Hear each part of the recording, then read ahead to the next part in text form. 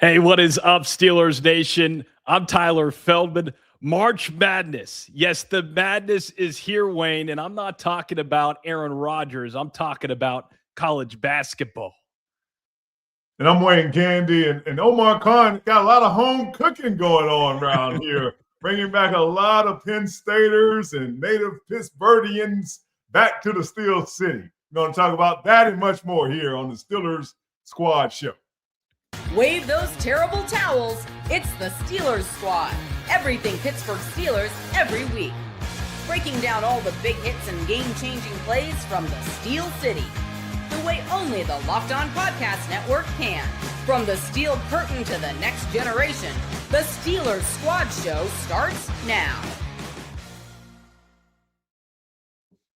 Yes, it does. This is the Steelers Squad Show, part of the Locked On Podcast Network, now the #1 sports podcast network.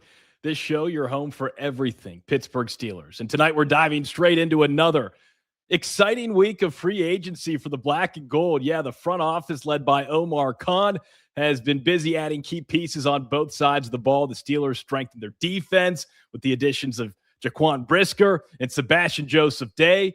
And tonight, we're breaking it all down, those key additions, the impact subtractions.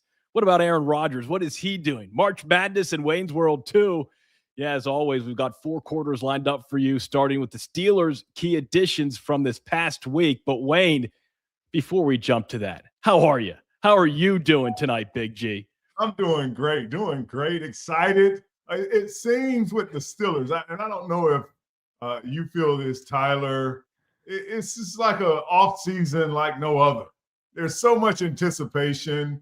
The Steelers typically have functioned kind of like the Atlanta Braves in the baseball world, where it was a lot of farm league. It was always their people, their draft picks. You kind of already knew how the board was set, and then they would just fill in a piece. And now it's all this excitement of checking the ticker to see who the Steelers picked up. And just breeding that excitement. It's a new world going on in the Steel City. It really is. That scares me a little bit, Wayne, truthfully. But on one hand, did you say Pittsburghians? I've never heard that. The more I digest it, the more I kind of like it. I made it up on the fly. I mean, that's why you're Big G. No one better to make things up on the fly. I mean, typically you just go the Pittsburgher route. You can get that on the menu of Primanti Brothers, #2 bestseller there behind Icy Light. But yeah, it's been an exciting free agency for the Steelers, Omar Khan. And again, that's what worries me just a little bit. That Steelers fan in me, man, things are going too well right now, right? Jaquan Brisker, the safety, 2nd-round pick out of Penn State formerly, physicality in the box, strong at supporting the run blocking up front, high football IQ. This is exciting. He also said on Twitter he acknowledged Minio's as the best pizza in Pittsburgh, and that's my favorite. That's what my dad brought home every night. You know, he grew up in Squirrel Hill, and they used to charge, I think, $0.25 for a slice. That's changed quite dramatically, but Wayne, that begs the question, I guess, off the top. We can have some fun with this. Favorite pizza you had in Pittsburgh? Do you remember back in the day, or was that not part of the football diet, I guess, way back when? No, I cannot say that was on my list when I got to Pittsburgh. And I'm one of those guys, when I go to a city, I love to go to what that city is known for. I love traveling. You know, like as soon as you get to Chicago, you went for the deep dish and the hot dog and places like that. You know, you go places, the Texas, you got to have a steak, right? San Antonio, you got to go down to the Riverwalk and try the barbecue. Pittsburgh, it was always about Primanti Brothers when I was there. It was like it drilled into my head. You got to go down here and try it. The next thing was pierogies, you know, from the South. You know, I had never been to Pittsburgh. I didn't understand the concept of the pierogi, but it was those two things were the things. And in my time there, I did not know about the pizza scene in Pittsburgh. It's low key. It's a melting pot of different nationalities and communities. Strangely enough, Primanti Brothers has a wonderful pizza in my eyes. I don't know if people agree who watch us every Wednesday night here on the Locked On Steelers Squad show, but I would always get capicola and cheese at Primanti's, and then I'd get one slice on the side. And their pizza, kind of nice. Not Minio's, but still kind of nice. But you've got the Polish with the pierogies. You got the Italians, and there's a really strong Italian community, a great Jewish community as well. So many wonderful people in Pittsburgh. And now we've got Jaquan, Brisker, Wayne. When you saw that, again, a Penn Stater, so I'm obviously loving this. Just another Penn Stater in that secondary. But this is a guy who brings major impact coming from a spot where he used to have deep dish in those Chicago Dogs with the Bears. Yeah, I love the excitement that bringing someone back home to their surroundings. If I was reading writings from Monroeville, born, bred, he went to college in the state, Penn Stater, played with Joey Porter Jr. there as well, second-round pick, as you had mentioned. And you just get excited that this guy, most likely, he grew up a Steelers fan. It's hardly and rarely do you find anyone born in Pittsburgh that's not that. Now, you go to other cities, you can come down to Atlanta and people be born here and be talking about their Cowboy fans. It's the strangest thing in the world. But and Cowboys fans are like, we love the Braves. So in Pittsburgh, you imagine that if that domino falls, a young man going into his fifth year, really, we talked last week about one of those key positions we felt like the Steelers needed to fill was that safety position, someone that could bring that dominance that we're used to, a difference maker. And he brings that physicality. You imagine with the connection with Joey Porter Jr. and the hometown surrounding. Now, sometimes you do have to recognize that sometimes these kind of experiments do blow up.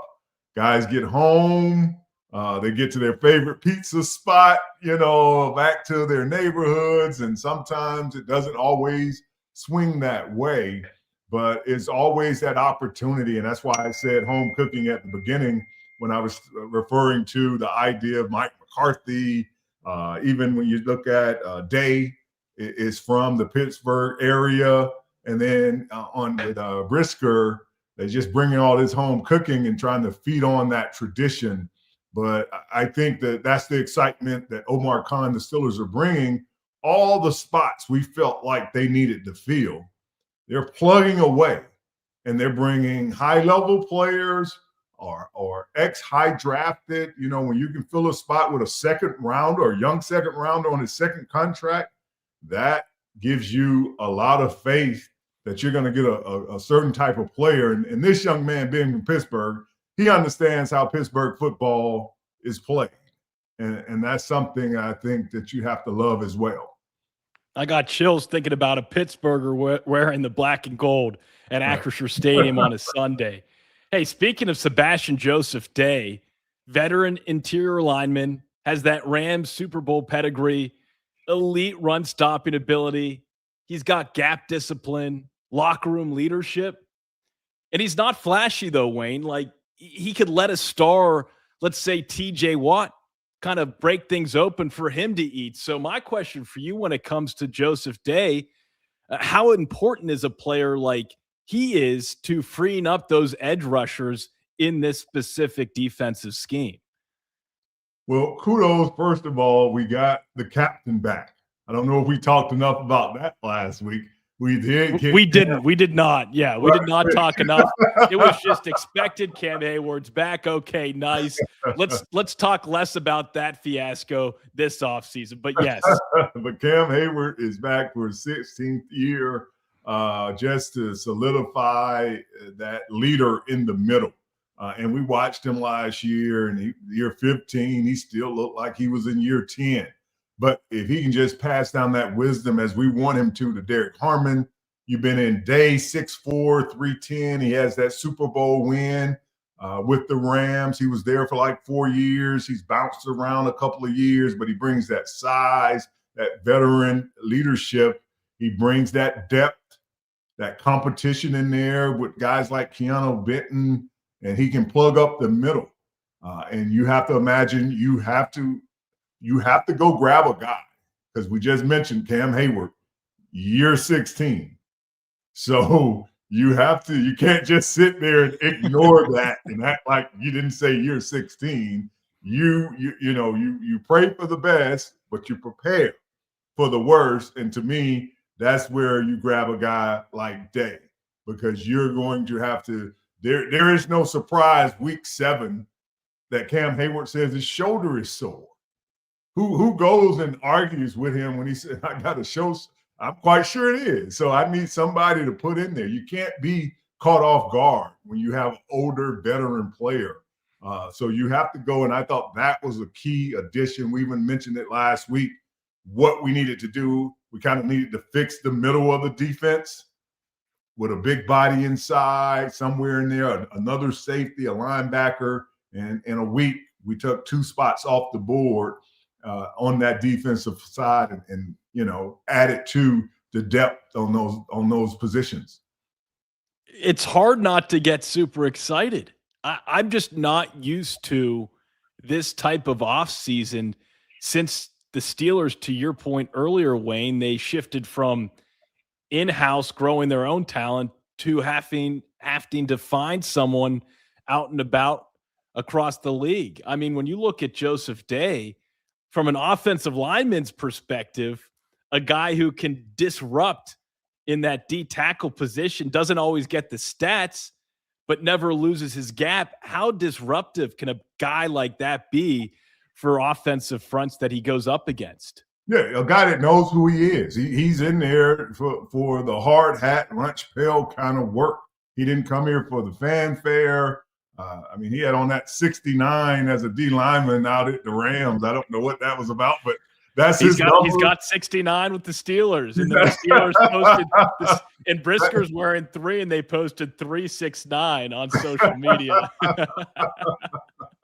And that tells you that he's a guy that's about business inside. And we saw one thing defensively we struggled with was teams that would run right at us a lot of games, the games, especially the ones we would lose last year.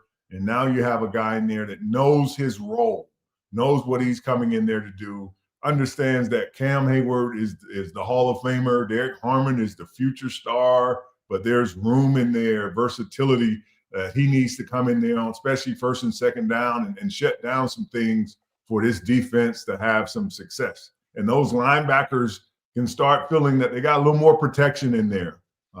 If they end up staying, guys like Patrick Queen have some big bodies that they can use up there to be able to run through some gaps.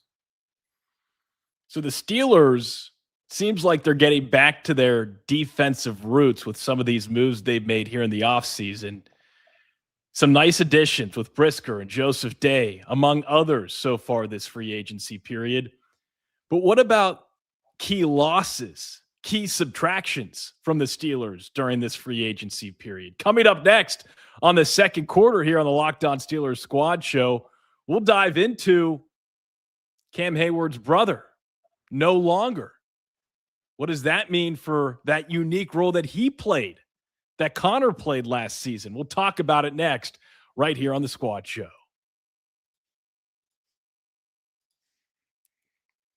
But first, college basketball is nonstop. Big games, tight spreads, momentum swings every single night, from early tip-offs to late-night West Coast shootouts. There's always action on the board, especially during March Madness season. And now FanDuel is giving you a way to turn that energy into even bigger potential wins with the college basketball parlay profit boost.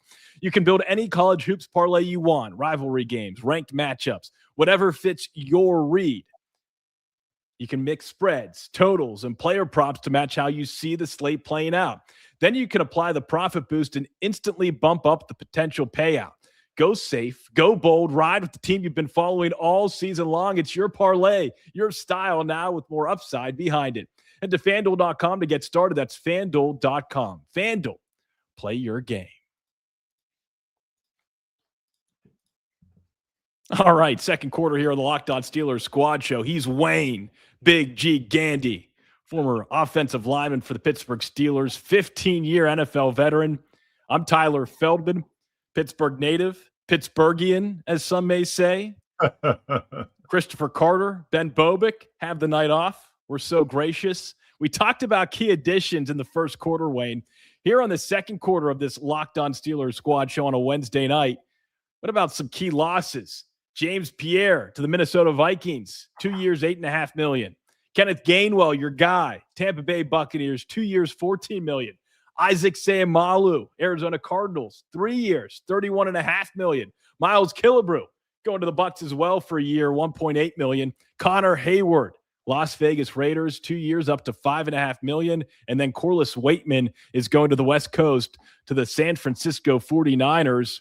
We have Mark Collins not thrilled with the offensive line development this offseason. Wayne, this is your cup of tea here. He said the problem is they did not fix this weak, horrible offensive line. This offensive line is average at best. McCormick is not a starter. Fatanu is not a starting right tackle. Frazier is average. Gosh, I don't know, man. That is, man, I'm Mark, I'm brushing some positivity your way. It might not be perfect. It might not be Hall of Fame offensive line, but I don't think it's that bad, Wayne. Before we dive into the key subtractions, you lose Seumalo, tough loss. Doesn't leave behind a train wreck like that, though, right? No, I don't think that the line. It is not a offensive line, but it is a solid B offensive line. I think that with Isaac Seumalo moving on, that's a position we talked about. We felt like they needed to go out, especially in this draft, and get a young body in there at that right left guard position that we felt like to make some noise at that position. If you're going to use a first or second round draft, that's the spot along the offensive line. The left tackle, we got to see what Roderick Jones' health looks like. But we did find that we had serviceable guys that could hold down that left. Spencer Anderson is there still. He probably will play a big part in who's at left tackle, who's at right tackle with Fatanu. So I expect Spencer Anderson, who showed a lot of athleticism, ability when we put him in at tight end to get out on the edge and secure some blocks out there. So I think he'll be in the mix. Fatanu does have room that he needs to grow. Nothing about what was just said was wrong. So all those positions can be upgraded. But sometimes you have to work with what you have. The offensive line, thought stood enough and did a solid enough job. We won the division. We were able to we had to change some things. We had to throw the ball a little more to the backside on the outside. But I think this draft is a great draft to be able to address, to take some high round picks. Nobody's going to be mad if you took the second and third round pick and drafted an O-line, O-guard, and an O-tackle. That's a great, reasonable plan to approach this draft with. So, but right now it's about finding that left side. Frazier, McCormick, Fatanu, at least we have those guys. They're serviceable. The left side right now scares me with injury, the absence of Seumalo, of how we're going to hold that down. I don't think Spencer Anderson, we've put him in there a couple of times there at left guard. He's a tackle. He's a guy that needs to be out on the edge. And I don't think you can fill that spot with him, but that analysis was right as far as needing to upgrade. But I think the draft is here, and it's such a deep draft. It might be something you have to do in the draft. And sometimes it doesn't have to be the sexiest pick. Right. Get guys in there that can solidify the offensive front, because with good reason, I don't think it's much of an argument. Seumalo to the Cardinals, your left guard, major hole in pass protection and run blocking. That's probably the biggest loss this offseason so far for the Steelers. And so we look at Kenneth Gainwell moving right along, 2025 MVP level contributor, versatile running back. He's gone. We figured that may have been the case. Wayne, what does his loss mean for the Steelers? Oh, he was the difference maker. He was when the offense stalled. He was the guy that we got the ball, led the teams in receptions. He added that dynamic, explosive play sometimes when the offense is just sputtering. Huge loss. You lose your offensive MVP. But his value and what he made a market for himself. He made teams, and you have to realize you still have players that, regardless of how you may view them, they're looking for homes where people value them more in that starter, not just the backup. Right now with Jaylen Warren, I think he felt like he was just going to be used like that. He's trying to find more opportunities to increase his career, and he was able to do that by getting to Tampa.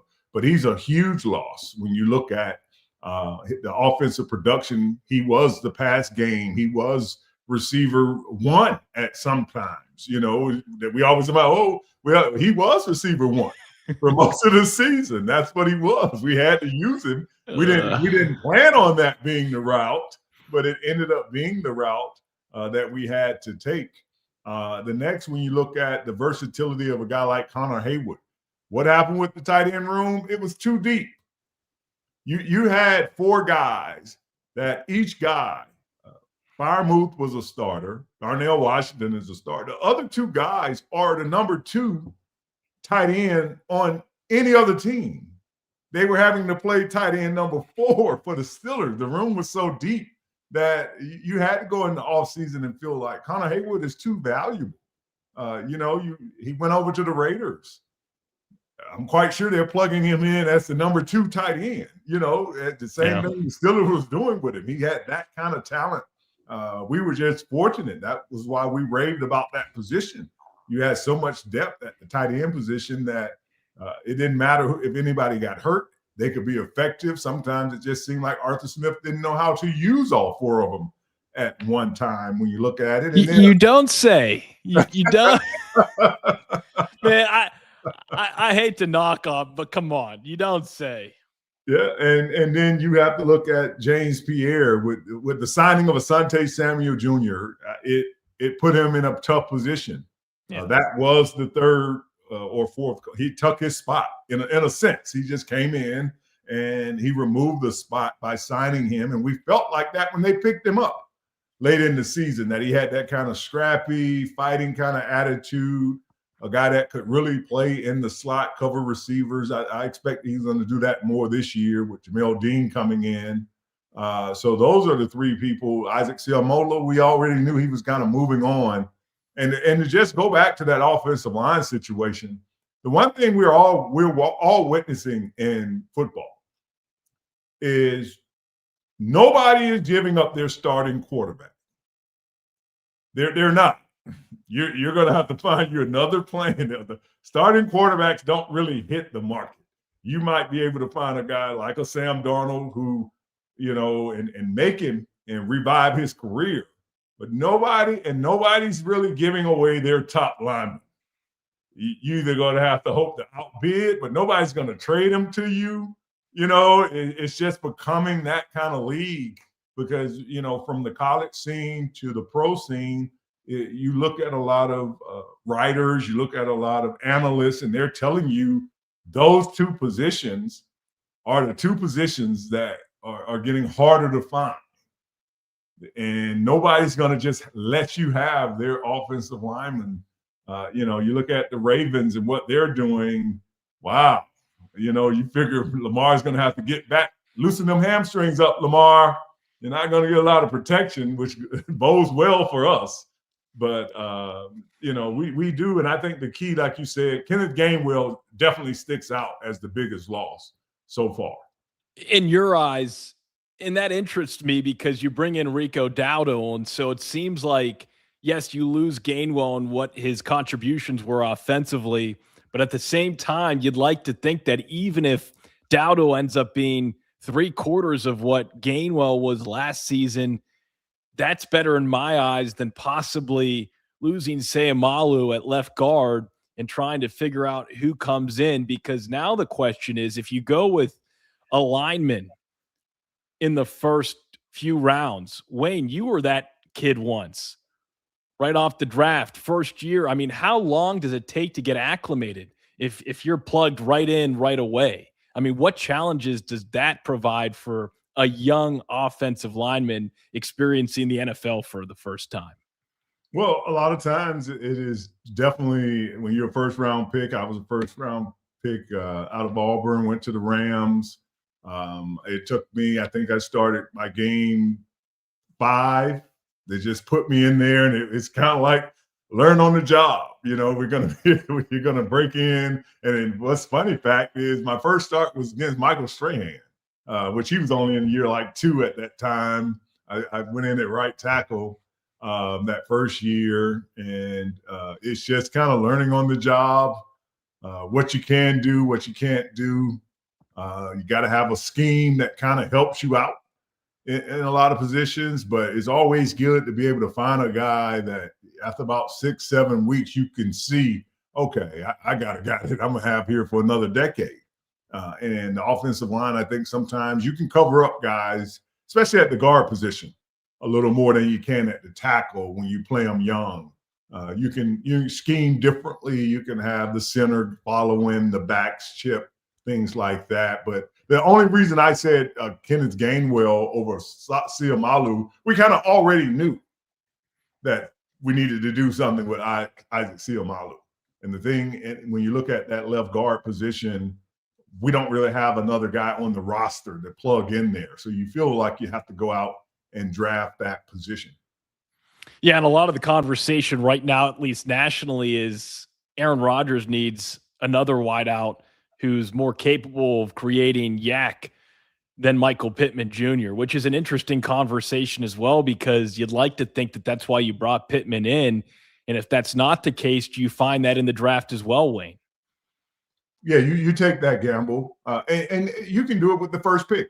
You can still go out. And I think you and Chris talked about it last week and draft a receiver. You don't want 3 of the same guys. And I know a lot of the guys that are on the list, when you look at it, everybody's talking about Denzel Boston and Jordan Tyson, and all these guys are tall and big, but we already got 2 tall, big receivers. I need more of, and remember Mike McCarthy. He's had a lot of Donald Driver and Randall Cobb, Amari Cooper. He's had some Greg Jennings. He's had some guys that when he was the head coach or offensive coordinator, that was their Pro Bowl year. So he's just as good as we talk about his quarterbacks. And they kind of go together. He's had some receivers that he's dealt with and had CD Lamb. These were guys that he produced and got out there and made plays. But to me, if you're going to draft a guy, or at some point in the draft, you do have to get the spark plug. You do have to get the guy just get the ball out in space. The guy that only needs a 3-yard catch and he can make 3 yards into 15. When you talk about, you already have Pittman, those are down the field. The ball's not accurate. They can go up, fight for the ball. They can lose, you can lead them, leverage guys, but you do need that guy that kind of plays the Kenneth Gainwell role, because with Dowdell and Warren, they're going to get most likely back to just the traditional, more downhill run game. That's how you figure with Mike McCarthy and his offense. And hopefully the running back isn't required to play wide receiver 1 in some instances with the way the offense will look next season. Okay, halftime here on the Locked On Steelers Squad Show. After the break, should the Steelers wait for Aaron Rodgers to make his decision, or should they just go out and get someone? A legendary Steeler recently saying that they should just do their thing and not wait for A-Rod. We'll discuss next right here on the Squad Show. But first, workplace chaos. Deadlines stacking up, inbox overflowing, and the one position you have to fill is still sitting wide open. When the pressure's on and you need the right hire, this is a job for sponsored jobs. Indeed, Sponsored Jobs helps you reach people who actually fit what you're looking for: skills, experience, location, so you're not just hoping the right candidate stumbles across your post. And here's a stat that says it all. In the minute I've been talking to you already, companies like yours made 27 hires on Indeed, according to Indeed data, worldwide. So if you're hiring, spend less time searching and more time interviewing candidates who check all your boxes with Indeed-sponsored jobs. Spend less time searching and more time actually interviewing candidates who check all your boxes. Less stress, less time, more results. When you need the right person to cut through the chaos, this is a job for Indeed-sponsored jobs. And listeners of this show will get a $75 sponsored job credit to help get your job the premium status it deserves at Indeed.com/podcast. Just go to Indeed.com/podcast right now and support our show by saying you heard about Indeed on this very podcast. Indeed.com/podcast. Terms and conditions apply. Need to hire. This is a job for Indeed-sponsored jobs. Second half, third quarter here on the Locked On Steelers Squad Show. He's Wayne, Big G Gandy. I'm Tyler Feldman. Thanks for spending your Wednesday night with us here on the Locked On Steelers Squad Show. A reminder to join Christopher Carter Monday through Friday on the Locked On Steelers Daily Podcast. When we're lucky and his schedule permits, he always joins us here on the Squad Show every Wednesday night right now during the offseason. The draft is about 5 weeks away. And while we wait for the draft, we also, Wayne, are waiting for Aaron Rodgers to make a decision. Now, Rod Woodson, legendary Steeler, recently said, listen, if he's going to play, say he's going to play. He's going to come back, and then the team shouldn't wait for Aaron Rodgers. They need to move forward. Is he going to play? Listen, I get kind of tired of it. That was Rod Woodson on the Rich Eisen show recently. Wayne, it's an interesting point because, look, the Steelers are in a position where I feel like they need to wait. Aaron Rodgers is the best option in front of them. They could go and look at the market. Now, there's been talks of the Steelers looking at quarterbacks and who they could bring in. They have some guys behind Aaron Rodgers. But I'm of the opinion, too, like, just make a decision. Like, what are you waiting for at this point, Wayne? What do you think? Well, definitely when a guy like Rod Woodson speaks, you have to consider what he's saying, the Hall of Famer. And I think he's just trying to get Aaron Rodgers to commit. I mean, we're in the modern day of sports where Aaron Rodgers can just call in, say he's going to play, and still go take your vacations. You know, it's a new day. It doesn't mean like as soon as you say you're going to play, you got to show up and start doing something. I'm quite sure the Steelers, but it's a commitment. It's a mindset that everybody needs to get to a little earlier this year. And I think we were all trying to predict when would this happen. And you don't want this to be something in June. If you don't want to come to some kind of player, then we won't. But we need to already start making plans of who's going to. Everybody needs to know their role a little better. Will Howard, Mason Rudolph. Everybody needs to know whether, tomorrow when I get up to work out, I need to be in the mindset of QB1 and that opportunity, or I'm going to be more for QB2, QB3, or even making the roster, or the team is going to be bringing somebody else in. Certain decisions about the mindset of other guys are hinged upon Aaron Rodgers. And if he knows now, if he completely doesn't know, then I understand. But he knows. He knows. Wait, come on. He has to know at this point. Maybe he hasn't, I told you, he had to go to Joshua Tree and they have to, get holistic a little bit, it clears brain, and maybe he's waiting on a sign, Mars has to rotate a little closer to Saturn or something. I don't know. But if he knows, just come in. It's, and that's why I said it. 10 years ago, you had to know and show up and walk in the building. Right now, we just need a commitment so everybody can get in the mindset of how this offseason is going to go. This is Aaron Rodgers. We're not talking about Vinny Chase and his entourage going to Joshua Tree, Wayne. Come on. And here's my thing. The Pittsburgh Steelers, they've built a roster in this free agency period ready to compete right now, but they're stuck in neutral, waiting on Aaron Rodgers. And here's the public perception problems with Aaron Rodgers. Maybe he doesn't know, Wayne. And if he doesn't, fine. I will give him that space to figure out his decision. But it was Penn State Pro Day in State College here on a Wednesday in mid-March. And Drew Aller's throwing. Steelers have people there. I wonder what those conversations were like with Drew. Now, I don't want the Steelers to draft Drew Aller. But if Aaron Rodgers isn't coming back, well, then you have to start making decisions 5 weeks out from the draft. Now, granted, that's a decent period of time to make a decision, but it doesn't have to be that way, and you could allow the Steelers to prepare even more. Now, Aaron Rodgers has earned the right to take as long as he wants. I understand that. But it always comes down to being about Aaron Rodgers a little bit too much for me. That might be a different perception for different people.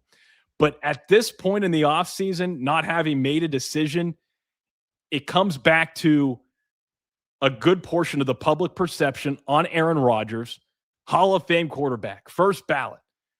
But there's always been steps along the way that make it seem like it's still all about Aaron. And I'm not knocking him. I'm not knocking him at all. I'm just saying the perception.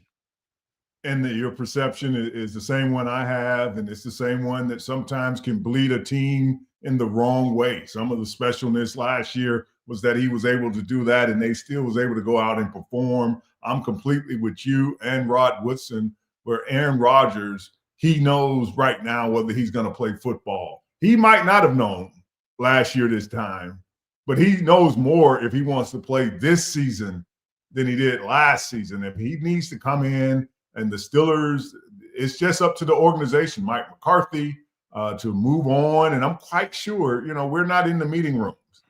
They are shuffling these cards.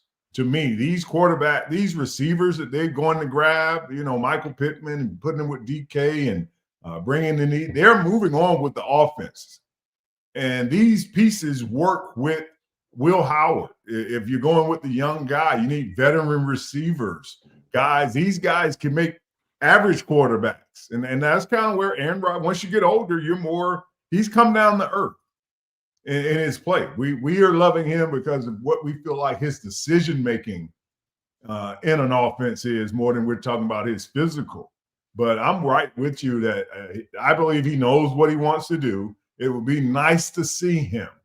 And I will give you up to about the draft to show me that it's not still always about Aaron Rodgers. If he comes in the next 4 or 5 weeks, if he holds this until June, then he's still on that same pattern. And I'm just hoping for the best that he makes a decision here before the draft so that they will know what to do. Do you grab someone like Carson Beck or Ty Simpson if they're still around in the second round?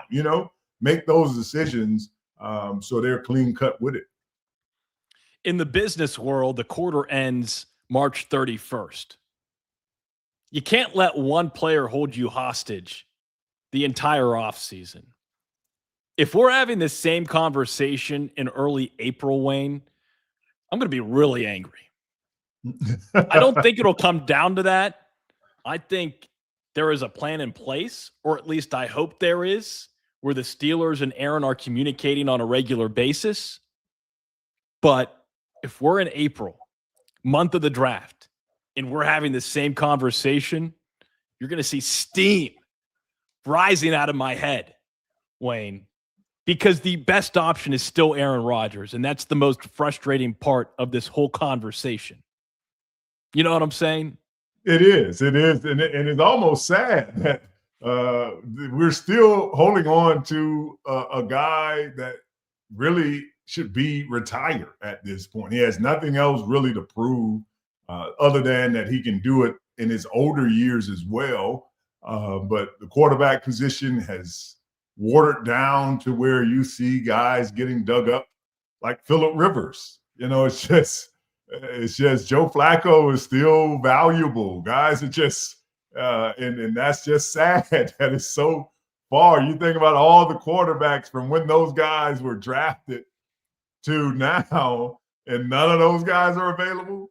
It really not. So we're still here, and with the talent pool that we have on the field, and when you want to win immediately, especially that he's played with Mike McCarthy. You just hope that he gets in, gets settled, and nothing that Rod Woodson said was wrong or inflammatory or a shot at Aaron Rodgers. Some people like to listen and make it seem like, oh, he's not calling him out. He's giving a true assessment of how he feels like it would help the team. And the sooner he commits, and you want it really before the draft. You mentioned Joe Flacco. Got me thinking, he is one team away from rotating through the entire AFC North. I mean, could it happen? Could he be in the Steel City? Could the Steelers get to that point? I'm not saying I want it. He's an injury away from being called by Omar Khan. I don't know if that's ever been done. If a player in the NFL, in the history of the NFL, has played for each team in a single division. I bet you it's never been done. And if it has, we'll have to break out and spend some money on a stat team to find out that information. Actually, it's probably easier to uncover in this day and age. But it's the most important position, and that's why it warrants this conversation week in and week out. Wayne, if not Rodgers, what's the smartest move for Pittsburgh? To me, you do draft a quarterback in those first 3 rounds, but you have to start looking at Mason Rudolph and Will Howard. Mike McCarthy, who's considered a little bit of a quarterback whisperer, he has to decide which guy did he feel like gives him the best. Mason Rudolph, to me, is the veteran. Will Howard is still the mystery. A lot of his pedigree, we haven't seen what he could do, what he will do. It's a little too late. As I said, people are not just giving up their quarterbacks. Tua Tagovailoa has gone to the Falcons. Kyler Murray going to the Vikings. Geno Smith is going to the Jets. Malik Willis is going to the Dolphins. So all the chairs are filled up. I mean, outside of Malik, good. I don't need any of those other guys on the Steelers. I mean, you just rattled off a bunch of names like, well, good. Here's where I'm at. So it's Aaron Rodgers or Kirk Cousins. I mean, Cousins intrigues me a little bit. Here's where I'm at. If it's not Rodgers, you have to go Will Howard first, right? Because Mason Rudolph, we've seen what he's capable of accomplishing on the football field. I think he's a serviceable backup quarterback. And I think his ego has been checked enough throughout his NFL career that he understands that. If you go with Mason off the bat, that just doesn't light a fire under my tuchus. It just doesn't. You know what he's done and accomplished, and he's serviceable. I think it would make more sense and create a little bit more excitement if he shows that he's right with Mason to go Will Howard, even though he's never played a single down in the NFL. That's how I feel. And you're right. When Mason entered the game, he enters with that disposition as though he's accepted that I am the backup. And that's a hard thing to do for a lot of guys. A lot of guys find themselves out of the league because they just cannot accept that your role is here to be a support to the starter, to be that information. Next thing you know, 10 years from now, Mason Rudolph is the head coach or the offensive coordinator for an NFL team, because that's what happens when you accept that role. You become Jason Garrett. You become Charlie Batch. Charlie Batch always knew Ben was the guy. I'm not. Is Charlie available? Pride of Steel Valley. I mean, Ben be freaking out. He's still got some legs to run. So there is nothing wrong. I don't think and that's a great position with Mike in that position. I don't think he's wrong. Nobody's going to, and that's sometimes one of the best positions to be in as a coach or player, where my choice is not a bad choice. And Will Howard being the starter, and you're saying you're going to try to build a future around him, I think people really would buy in on that. Final quarter on deck. The fourth quarter. Yes, it is next. Boy, that was a fun conversation. Hopefully Aaron makes a decision. Would love to just get that behind us and focus on the draft and the season ahead. Speaking of ahead, the madness tipped off Tuesday with the first 4 games. It is upon us, so we'll have a little fun. We'll give our picks, who we think's going to win March Madness this season, maybe some updates, and we'll also dive into Wayne's where we got a little bit more time. I don't know what's on your mind, Big G. It could be anything. What is up here and inside that's keeping you up at night? That's next right here on the Locked On Steelers Squad show.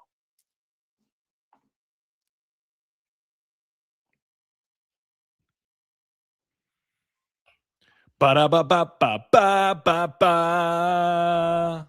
Yeah, cue the music. March Madness. Big G, I don't know how big of a basketball fan you are. We've never had that discussion. Charles Barkley, little War Eagle with Dick Vitale on the broadcast, the two together with Brian Anderson, the pride of Georgetown, Texas. It was fun. It was fun to see those three together, particularly those two. But, man, this is a great time of the year. You've got the draft in 5 weeks. You've got World Baseball Classic wrapping up.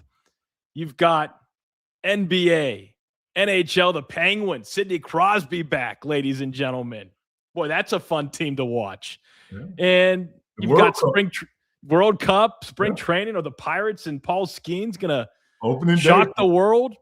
So, Wayne, I don't know if you've looked at the bracket yet, but what are you thinking? Do you get into March a little bit? Yeah, especially in the last couple of years with Auburn. My Auburn Tigers, we finally fizzled out here over the last year.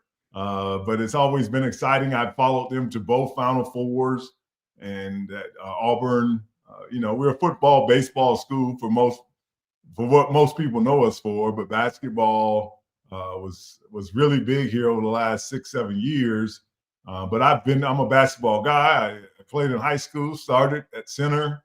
It was the last sport of the 3 big ones I got into, but I love basketball. I Hawk ticket season holder down here in Atlanta. I go to all the games. Basketball is my gig. Larry Johnson was my favorite college player. Magic Johnson was my favorite NBA player. So basketball is my gig. Good. When was the first time you were able to dunk a basketball? Probably sooner than most. Sophomore year of high school. I was 15. I'm still trying, Wayne.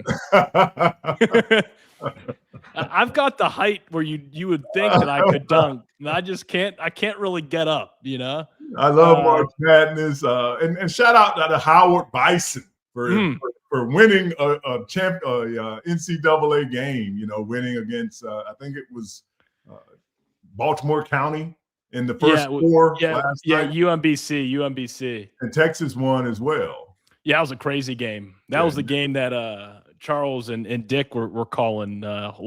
Sean Miller, shout out Sean Miller, fellow Pittsburghian, full circle. But, he's the head coach of the Longhorns. They got a big win. They just snuck into the tournament. Wayne, who do you like? Maybe either Final Four picks or who do you think's going to win it all? I'm going to go with Duke on the men's side. I'm going to take the Boozer brothers, Cameron and Caden. I've watched them. I like the way they play basketball. They play old school, big boy, best shot. It's not just dribble down, take a 3. And on the women's side, I know this is easy, but I love the UConn Huskers. I mean, they just AZ Fudd, Sarah Strong. I know you get tired of winning. It's one of those things. It's repetitive, but sometimes that's the hardest thing to do. Mm-hmm. Every day they wake up with the expectations that they cannot lose. And Gino Auriemma still finds a way to will his team to perfect seasons. I mean, it's incredible. That's incredible how many perfect seasons he wills his team to. But being down here, you imagine, and I'm always excited, hoping that Dawn Staley and her Gamecocks end up playing Geno and his Huskies. It's always exciting basketball. I also have the Blue Devils. That Duke team is just stacked. John Shire. It just seems like it's Duke's year to win it all again.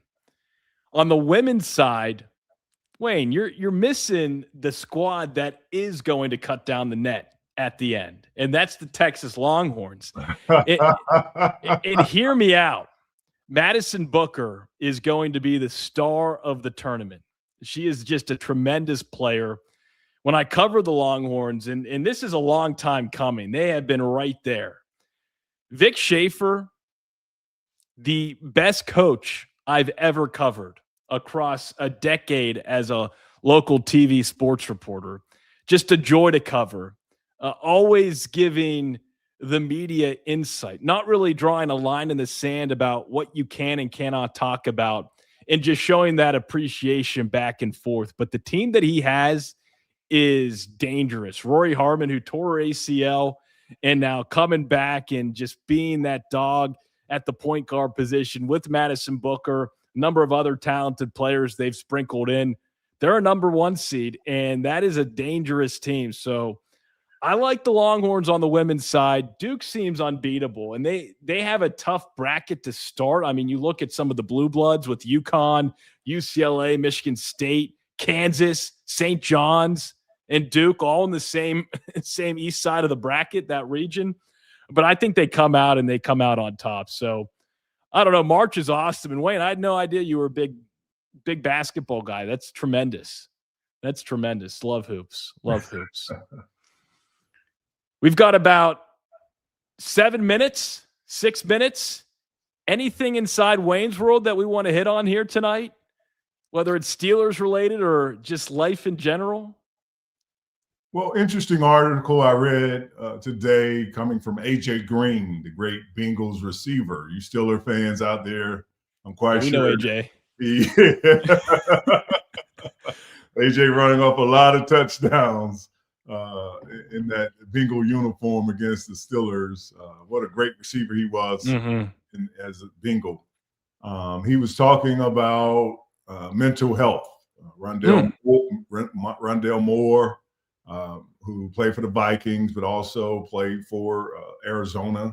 Unfortunately, what happened to him early in the year, taking his life. Just the mental health aspect of playing sports. And for you out there, family members, players, moms, dad, always remember when guys get cut, when guys get injured, it's not just up to the NFL. It's up for friends and family to embrace and understand that whether the player says it or not, just like we saw with someone like the great Lindsey Vonn hurting herself. There is a world full of depression that hits you. It's a world full of frustration, sadness that sometimes overwhelms you. And I thought A.J. Green, trying to bring that to the forefront, did a good job.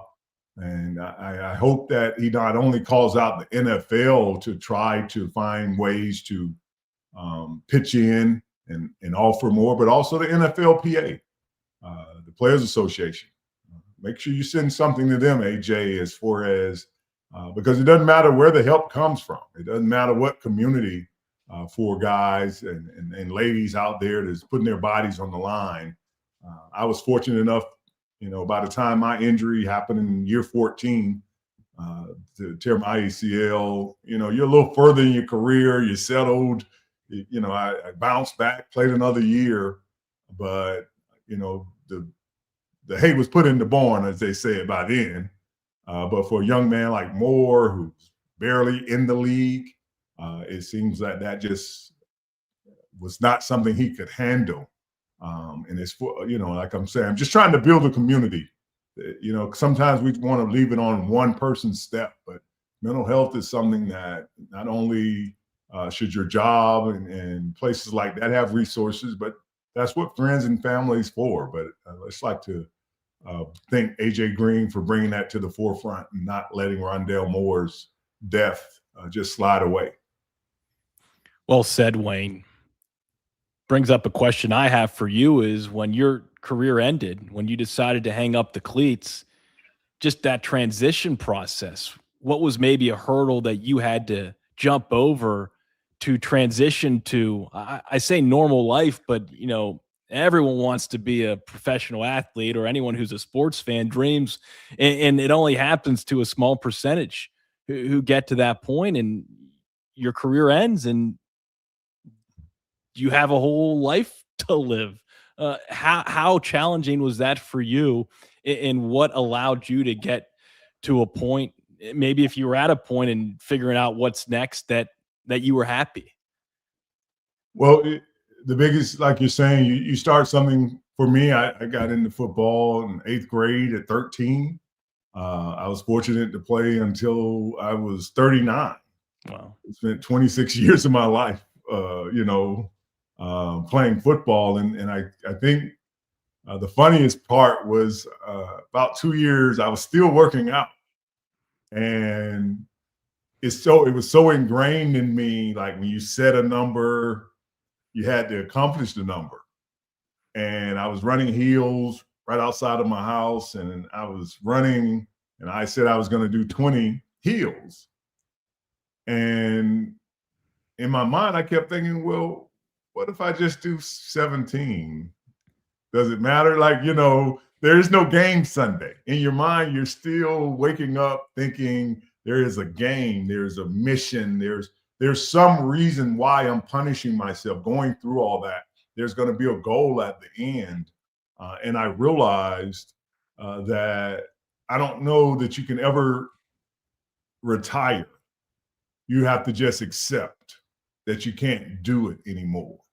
Some guys try to put it in a neat box and so they can put it on the shelf, but you're just that athlete. It's just that, unfortunately, for certain sports like football, I can't just go down to Gold's Gym or LA Fitness and pick up a basketball game. Saturday morning, guys aren't just out at the park playing soccer. I can't join a baseball league. Football is one of the few sports that you can't just get 45-year-old men just to decide, hey, let's go and hit each other. It just doesn't work. Hey, not yet. Never say never. Never. But it is a true wall that you hit, and a lot of times that wall, the only way you can scale it is if you're already understanding. And no matter how much you prepare, you can have the money, you can have the fame, you can have the accolades. The wall is still there, and it has to be climbed. And hopefully, when you do get over it, that it's over. And I always tell guys, stop acting like you're not a football guy or sports guy. Go get a job. Go coach high school football. Go volunteer. Keep yourself around it. And I think it'll keep your head clear. And I think more and more guys you see, especially I call high school games here in Georgia, you'll be amazed how many guys out there, especially if they have a son playing, they just pop up as the DB coach. Champ Bailey is just the corner teaching his son. It's like everybody coaches their son in high school now. So, which is a great thing to see. Yeah. But retiring it is one of those true obstacles, and only you can face it. Well said, Wayne. Well, I'm glad retirement from the NFL has brought you onto this show, because this has been super special and a lot of fun to do on a weekly basis here on the Locked On Steelers Squad Show. Hey, a reminder, like and subscribe. You can listen to the audio of tonight's show on the Locked On Steelers podcast channel. Christopher Carter, his Monday through Friday Locked On Steelers daily podcast. Be sure to check that out. That'll do it, though, for this Wednesday night edition of the Locked On Steelers Squad Show. For Wayne Big G Gandy. Wayne, great stuff tonight. My man. I'm Tyler Feldman saying good night, and here we go. We'll see you same time next week.